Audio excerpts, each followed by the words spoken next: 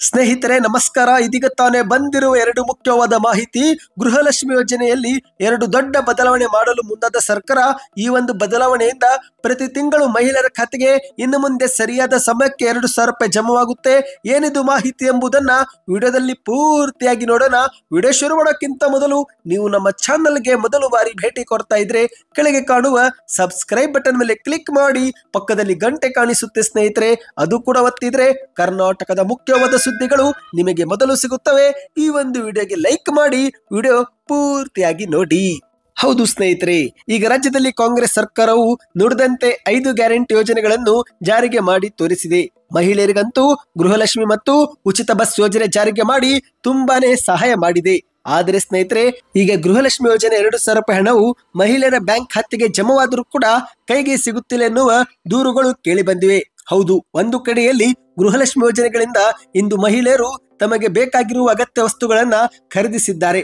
ಹೌದು, ಗೃಹಲಕ್ಷ್ಮಿ ಯೋಜನೆ ಮೂಲಕ ಕೆಲವರು fridge, washing machine, TV, mobile ಖರೀದಿ ಮಾಡಿದ್ರೆ, ಇನ್ನು ಕೆಲವರು ತಮ್ಮ ಕಣ್ಣಿನ ಆಪರೇಷನ್, ಮಕ್ಕಳ ಶಾಲೆಯ ಫೀಸು, ಟ್ಯೂಷನ್ ಫೀಸು ಎಂದು ಈ ಒಂದು ಹಣವನ್ನ ಸದುಪಯೋಗ ಮಾಡಿಕೊಂಡಿದ್ದಾರೆ. ಆದರೆ ಮತ್ತೊಂದಡಿಯಲ್ಲಿ ಎಷ್ಟೋ ಮಹಿಳೆಯರಿಗೆ ಕೈಗೆ ಬಂದ ತುತ್ತು ಬಾಯಿಗೆ ಬರದಂತಾಗಿದೆ. ಅಂದ್ರೆ ಸ್ನೇಹಿತರೆ, 2,000 ರೂಪಾಯಿ ಬ್ಯಾಂಕಿಗೆ ಬರುತ್ತೆ, ಆದ್ರೆ ಮಹಿಳೆಯರ ಕೈಗೆ ಬರುವುದಿಲ್ಲ. ಇದಕ್ಕೆ ಕಾರಣ ಸಾಲದ ಕಂತು. ಹೌದು, ಎಷ್ಟೋ ಮಹಿಳೆಯರು ಬ್ಯಾಂಕಿನಲ್ಲಿ ಸಾಲವು ಕೂಡ ಪಡೆದುಕೊಂಡಿದ್ದು, ಈ ಮೂಲಕ ಗೃಹಲಕ್ಷ್ಮಿ ಯೋಜನೆಯ 2,000 ರೂಪಾಯಿ ಜಮವಾಗುತ್ತಿದ್ದಂತೆ ಬ್ಯಾಂಕ್ ಅಧಿಕಾರಿಗಳು ಆ 2,000 ರೂಪಾಯಿಯನ್ನ ಸಾಲದ ಕಂತಿನಲ್ಲಿ ಜಮಾ ಮಾಡಿಕೊಳ್ಳುತ್ತಿದ್ದಾರೆ. ಈ ಮೂಲಕ ಮಹಿಳೆಯರು 2,000 ರೂಪಾಯಿ ಪಡೆದುಕೊಳ್ಳಲು ಸಾಧ್ಯವಾಗುತ್ತಿಲ್ಲ. ಇದೇ ವಿಚಾರಕ್ಕೆ ಶಿವಮೊಗ್ಗದ ಶಿಕಾರಿಪುರದಲ್ಲಿ ಶಿಕ್ಷಣ ಸಚಿವರಾಗಿರುವ ಮಧು ಬಂಗಾರಪ್ಪ ಅವರು ಪ್ರಗತಿ ಪರಿಶೀಲನಾ ಸಭೆ ಅಧ್ಯಕ್ಷತೆ ವಹಿಸಿ ಬ್ಯಾಂಕ್ ಅಧಿಕಾರಿಗಳಿಗೆ ಖಡಕ್ ಸೂಚನೆ ಕೊಟ್ಟಿದ್ದಾರೆ. ಯಾವುದೇ ಕಾರಣಕ್ಕೂ ಗೃಹಲಕ್ಷ್ಮಿ ಯೋಜನೆಯ ಫಲಾನುಭವಿಗಳಿಗೆ ಜಮವಾಗುತ್ತಿರುವ 2,000 ರೂಪಾಯಿಯನ್ನು ಬ್ಯಾಂಕುಗಳ ಅಧಿಕಾರಿಗಳು ಅಥವಾ ವ್ಯವಸ್ಥಾಪಕರು ಸಾಲದ ಖಾತೆಗೆ ಜಮಾ ಮಾಡಿಕೊಳ್ಳಬಾರದು ಎಂದು ಖಡಕ್ ನಿರ್ದೇಶನ ಕೊಟ್ಟಿದ್ದಾರೆ.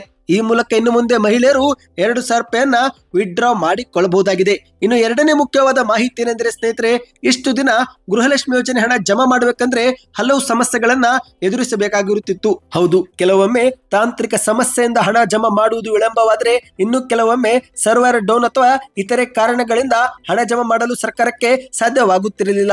ಮತ್ತೊಂದೆಡೆಯಲ್ಲಿ ಈ ಒಂದು ಜವಾಬ್ದಾರಿಯನ್ನು ಮಹಿಳಾ ಮತ್ತು ಮಕ್ಕಳ ಕಲ್ಯಾಣ ಇಲಾಖೆಗೆ ವಹಿಸಿದ್ದರಿಂದ ಸಹಜವಾಗಿಯೇ ಹಣ ಜಮಾ ಮಾಡುವುದರಲ್ಲಿ ತಡವಾಗುತ್ತಿತ್ತು. ಏಕೆಂದ್ರೆ ಇಂದು ಮಹಿಳಾ ಮತ್ತು ಮಕ್ಕಳ ಕಲ್ಯಾಣ ಇಲಾಖೆಗೆ ಬಹಳಷ್ಟು ಜವಾಬ್ದಾರಿ ಇದ್ದು, ಗೃಹಲಕ್ಷ್ಮಿ ಯೋಜನೆಯು ಕೂಡ ನಿಭಾಯಿಸುವುದು ಸಾಕಷ್ಟು ಹೊರೆಯಾಗಿತ್ತು. ಹಾಗಾಗಿ ಈ ಒಂದು ಹೊರೆಯನ್ನು ತಪ್ಪಿಸಲು ಈಗ ಸರ್ಕಾರ ಈ ಒಂದು ಜವಾಬ್ದಾರಿಯನ್ನು, ಅಂದರೆ ಗೃಹಲಕ್ಷ್ಮಿ ಯೋಜನೆ ಹಣ ಜಮಾ ಮಾಡುವ ಜವಾಬ್ದಾರಿಯನ್ನು ತಾಲೂಕು ಪಂಚಾಯತ್ ಇಲಾಖೆಗೆ ಕೊಡಲು ಮುಂದಾಗಿದೆ. ಹೌದು ಗೆಳೆಯರೆ, ಇನ್ನು ಮುಂದೆ ಸರಿಯಾದ ಸಮಯಕ್ಕೆ 2,000 ರೂಪಾಯಿ ಜಮವಾಗಲಿದೆ.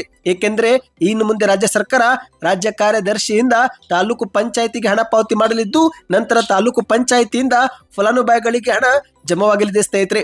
ಈ ಕುರಿತಂತೆ ಇದೀಗ ಚರ್ಚೆ ಮಾಡಲಾಗುತ್ತಿದ್ದು, ಶೀಘ್ರವೇ ಅಧಿಕೃತವಾಗಿ ಆದೇಶವು ಕೂಡ ಪ್ರಕಟವಾಗುವ ಸಾಧ್ಯತೆ ಇದೆ ಎಂದು ಹೇಳಲಾಗುತ್ತಿದೆ. ಸದ್ಯಕ್ಕೆ ಎಷ್ಟೇ ಇತ್ತು. ಈ ಒಂದು ಮಾಹಿತಿ ಇಷ್ಟವಾಗಿದ್ದರೆ ವಿಡಿಯೋಗೆ ಲೈಕ್ ಮಾಡಿ, ನಮ್ಮ ಚಾನಲ್ಗೆ ಸಬ್ಸ್ಕ್ರೈಬ್ ಮಾಡಿ, ಮತ್ತು ವಿಡಿಯೋ ಹೇಗೆ ಅನಿಸ್ತು ಕಮೆಂಟ್ ಮಾಡ್ತಾ ವಿಡಿಯೋ ಎಲ್ಲರಿಗೂ ಶೇರ್ ಮಾಡಿ.